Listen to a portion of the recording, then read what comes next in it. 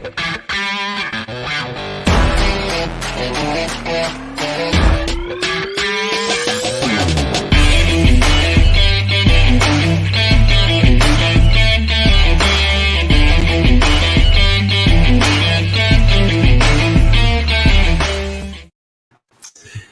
right. Good morning. Welcome to another episode of Coffee and Coaching. I am John Kitchens, and we've got the one and only Mary Peacock coming in. I was going to bellyache about it being cold, but I can't do that.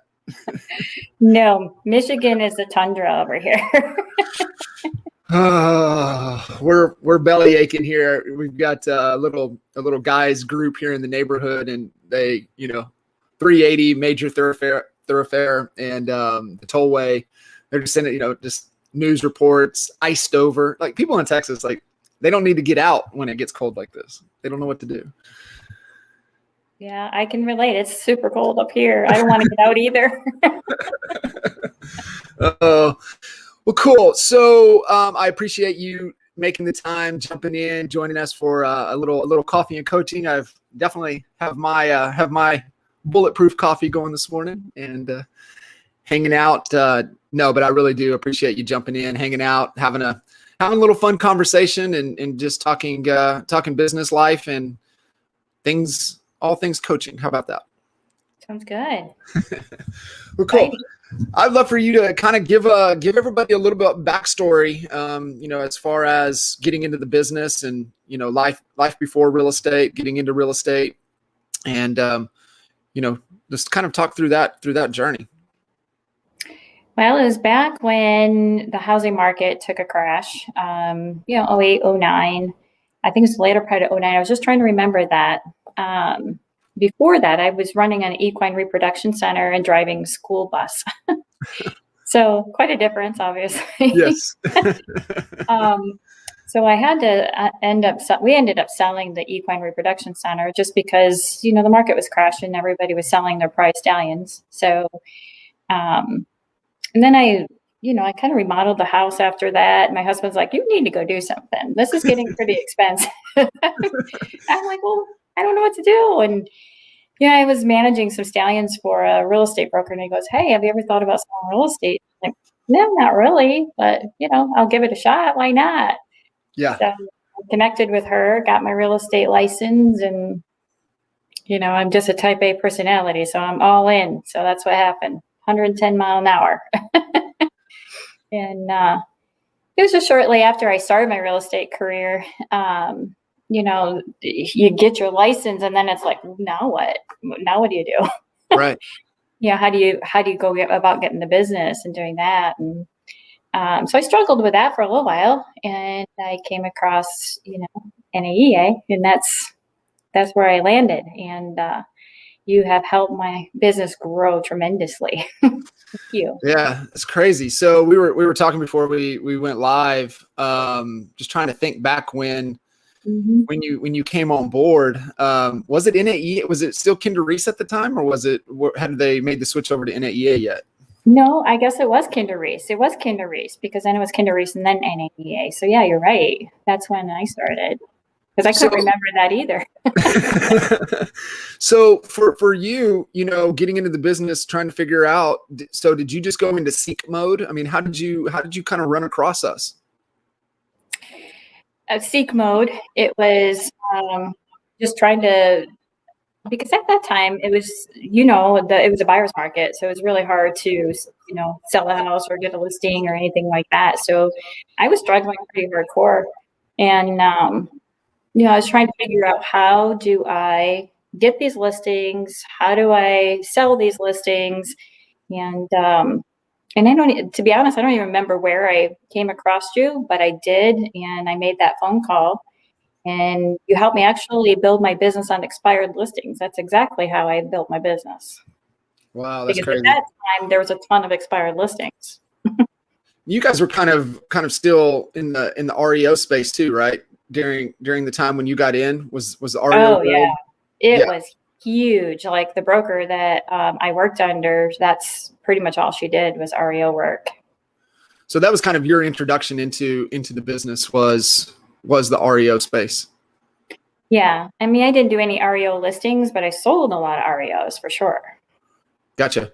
Yeah. So how, because we know, right, we're working in the REO space. I mean, it's system oriented. You better be on your systems. You better like see Yeah. things. You have a time limit. You know what you have to do.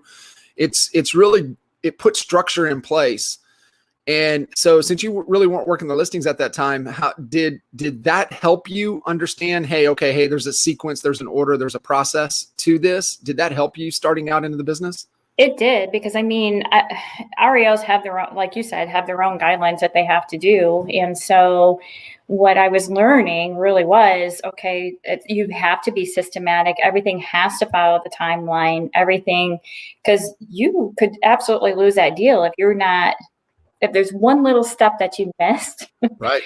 then you've lost it. So I got really systematic on that, especially on the buy side. Yeah.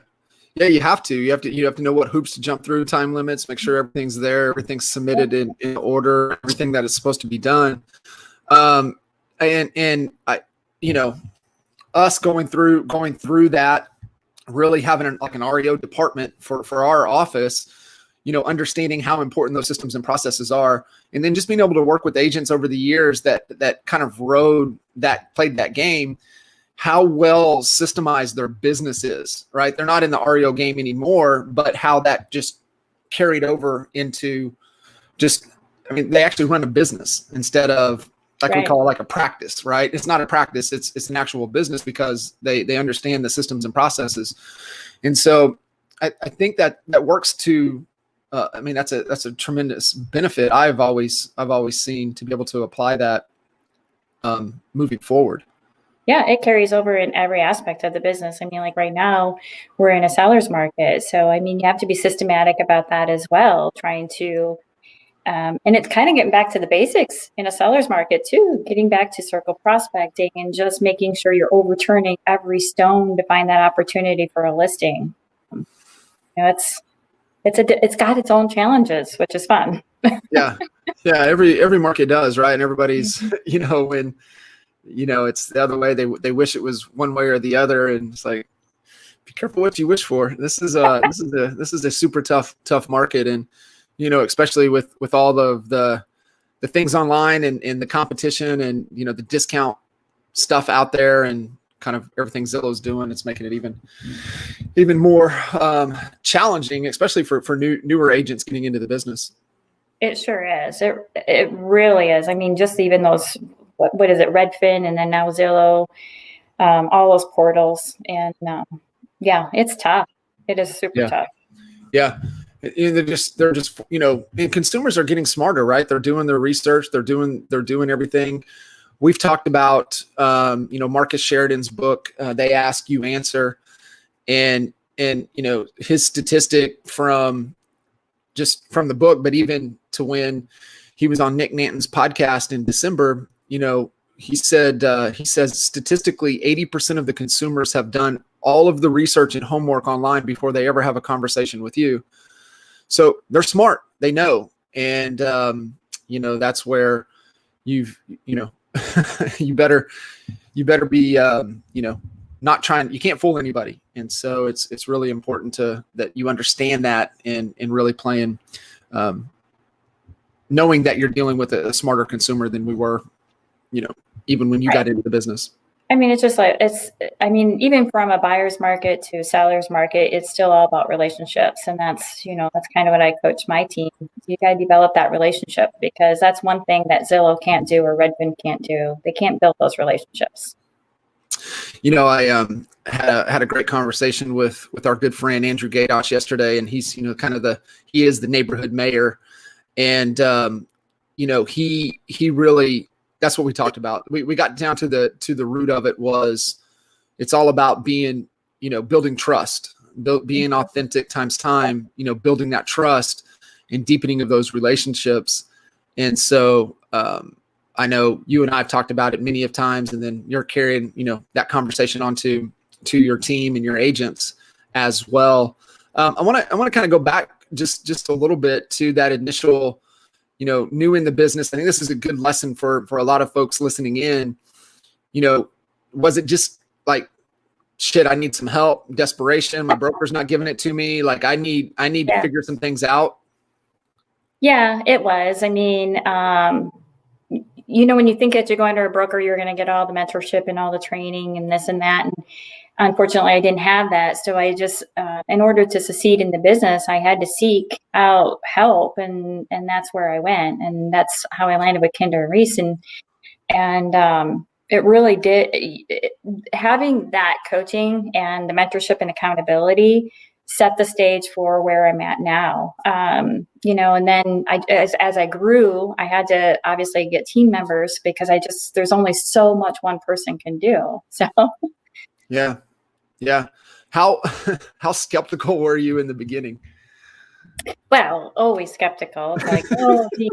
And as a new agent, you don't have a lot of extra money to spend. It's like, oh, geez, oh, Pete's, am I going to see any return on investment on here? And it's an investment in yourself, and it did pay off tenfold. So, you were skeptical there, but like, what was it for you to be like, okay, I'm going to take a chance on this?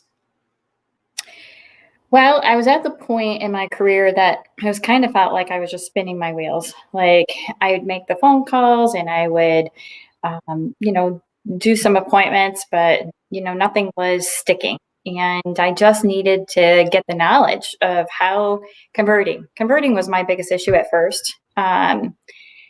Believe it or not, even as a new agent, I forgot to ask for appointments, something as simple as that, because I was just like, oh, wow, let's go look at this house. Yeah, this is cool. Yeah, person would be like, oh, I could see my recliner will sit here, or my sectional will fit here. And they were basically moving in the house.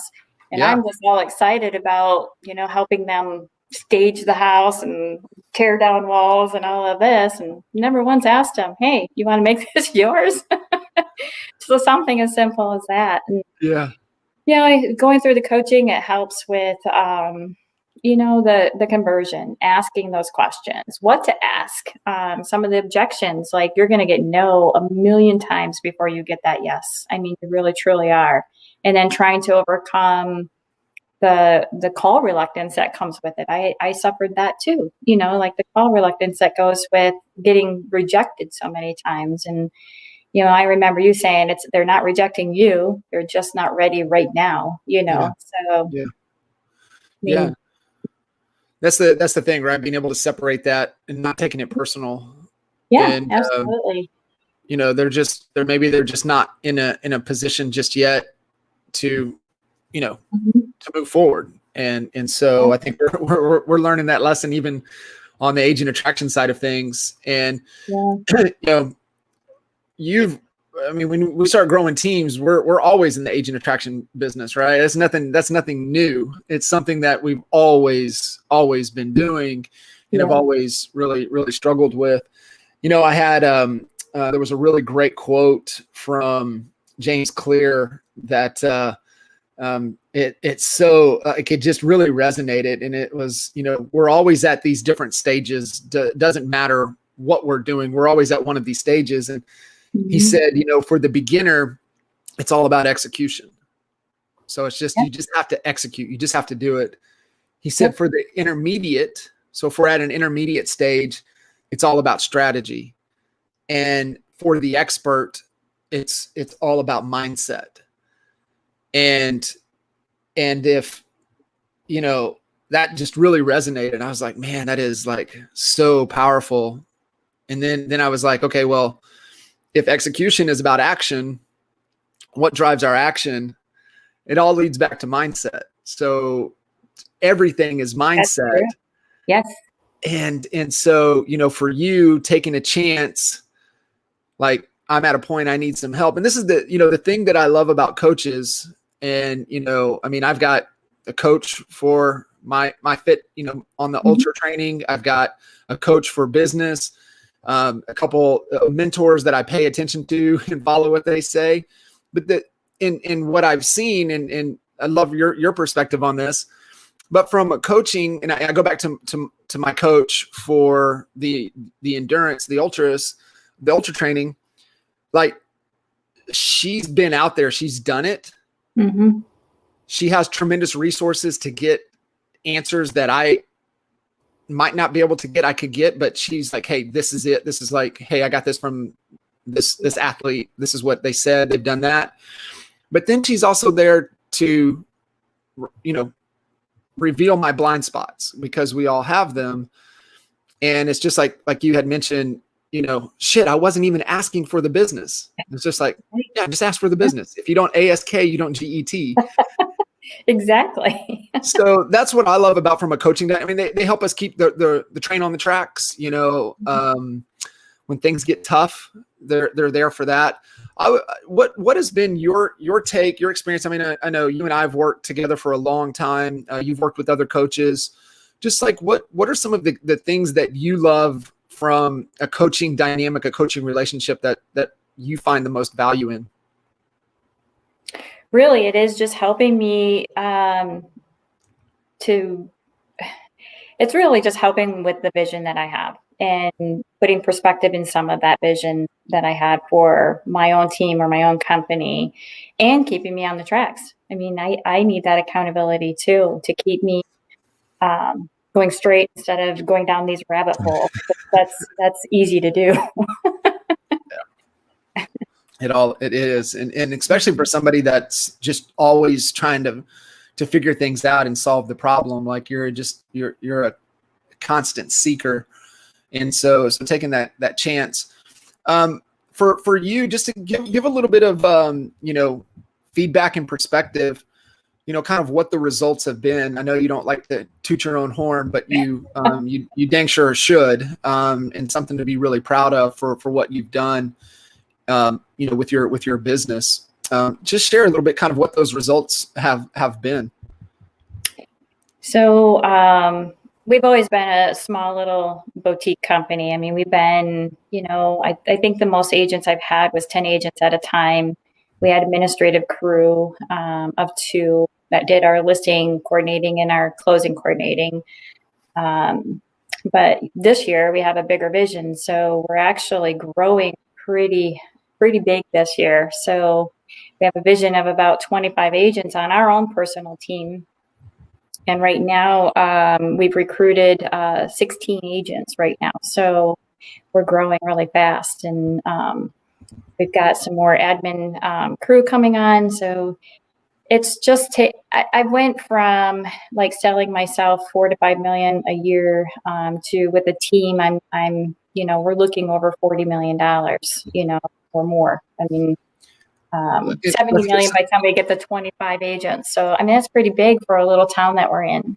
Yeah. Share average sales price. This puts things into perspective. That's why I don't like, people say, well, yeah, we did X million. Like, okay, give me average sales price. And how many units was that? Because I know your problems. So our average sale price has actually increased. We're now at 145,000. That's our average. We were at 100,000, but the seller market really drove that up to 145. We sell, if we want to go by units, we're selling about 300 units a year. Yeah, in a small market, it's definitely something to be proud of. Yeah. And I think that's just good context for everybody listening in, because you can get blown away with some of the rock stars out there that, yeah, we did 100 million, we did 200 million, we did 300 million. Okay, what's average sales price? What's total revenue? What's how many units? Like, let's really, break that apart, and what does that really mean? And so I think that's important for everybody to listen in, because, I mean, 300 units, that just doesn't happen, by accident. That just it takes intent, it takes great leadership, it takes great framework, structure, great people to be able to get to that level. That's for sure. It's a lot. Yeah. So for you, what's really changed the most for you to accelerate the growth, right? Because we've struggled with it. We were the same way, right, Mary? We were the same way. We're like, hey, we're going to be small. We're going to be super productive. We're going to be the Navy SEALs of our market. That's one way to go about it. Yep. But what for you, I'd love for you to just kind of unpack and kind of share what the shift for you has been. Well, just like, I mean, I was a little boutique brokerage. I ended up opening my own brokerage. We were, just as you always put it, and it was a great analogy, always being on the gerbil wheel. And that's where I was, just constantly on the gerbil wheel with recruiting agents, because you spend, time and effort and just really giving it all to every person, and then every couple of years they would outgrow you, basically, just no more value there. And I went through that for a good 2 years before it finally sunk in, Yeah. And then you showed me a new model, and we are 7 months into that new model, and it's already working. And so, that was just, I mean, to be honest, it was just me being stubborn. It was maybe a little bit of ego getting in the way to change that model. And once I kind of shoved that out of the way, and it was like, oh, this is a no-brainer. And so here we are, and it's really helping with the attraction of the agents as well, just because they see it as well, and all of the value that comes with it. I mean, not only the value that I bring as far as mentorship and coaching for the new agents, but as far as being connected with this new model is really beneficial for agents, senior agents, or even brand new agents. I seem to attract brand new agents, but that's okay too. Yeah, you're one of the best at getting new agents and getting them up to productivity and getting them successful, right? And starting to actually be able to survive and have a career and really start to build something. And so it's definitely a strength of yours. And I think that's what we're all trying to get to, right? I mean, ultimately, it's all about freedom, but I think getting to a point to where we can spend a massive amount of our time at what we do the absolute best. And I love it. And I think that's why it's so, I think that's why it's drawn to me, because I'm passionate about seeing a brand new agent blossom into a successful agent and going out on their own. So, I mean, that makes me proud. Yeah. And that goes back to, what we talk about, from a why perspective is, what are we the best at that we can do that gives us the most fulfillment? And, that really is kind of where I see when you're your best is when you're able to be in that space and see those agents, fulfilled. It's, thriving. It's pretty cool. Yeah, it is pretty cool. So, kind of, what are some of the big challenges and things that, wrestling with and committed to and working on right now, in the business? I know we all across the country, everybody is in the same boat with listings. And, it's interesting. It really is. So it's definitely challenging. It's definitely challenging. I mean, it's just getting back to asking for the business. That's the same thing. Maybe that person doesn't really realize how much equity they have in their house. Hey, are you interested in pulling that equity out? And asking the question. Don't be bashful. Knock on a door. Work those circle prospecting expireds. We have a few expireds, not a lot. I mean, our market's pretty good. We might have one or two expireds that pop up on our hot sheet. So we're not really seeing a lot of those. So we're really focused on circle prospecting right now and just getting the data who's likely to sell right now. That's how we're dealing with the challenges right in front of us. We've got a couple clients that told me about, and I don't know if I shared it with you or if we've looked at it, likely.ai. Yeah. You did talk about that. Yeah. Yeah. So, Mike shared it with me and he's just starting, out with that just to see. And like, he's calling them like he's calling them this week was kind of his commitment to make those calls just to see. And, goes back to that. How much are you guys energy and effort into the database and kind of continuing to nurture on the relationships that you already have? Oh yeah, we're we're dedicated to that at least a minimum of 3-4 hours a day. We're in there diving in, making the calls, and really just turning over every stone that we can to find that listing.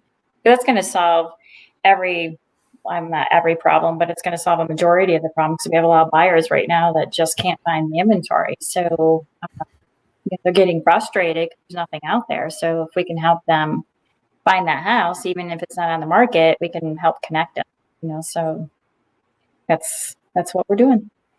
No, I love it. I think it's definitely a lot of effort right now, a lot of extra effort to get the same result that we might have been getting. Yeah. Half of the effort a few years ago. That is very true. That is very true. Shift over to kind of the leadership side of things, as the organization is growing, for you as a leader, what are some of the things that you're really focused on and committed to yourself, to having a bigger impact on all of the agents, because we are growing fast. We are growing fast. And so with our growth, I find that there's some holes in the systems that I have that I'm obviously really focused on patching those up, and like the onboarding and, getting training going really quickly so we can get them out in the field and helping them be successful quickly. Also, there's a lot of self-improvement in myself that I need to make as a leader too, and just going down that rabbit hole, as I call them, is important. So what is that you're focused on and committed to? So I'm just committed to really leading them and leading by example. That's the biggest thing that I feel like. If do what you say you're going to do, that's very important. Hitting that gym downstairs every morning too, right? Yes, even though it's killing me, but yes. If you guys aren't following Mary or friends with her on Facebook, she gets that post in her gym down in the basement every morning. It's pretty. I'm kind of jealous of the gym. I'm not gonna lie. It's pretty awesome. Yeah, it's actually better than some of the most professional gyms around my area. So. Uh-huh. I was thinking the same thing. It's really cool. Really cool.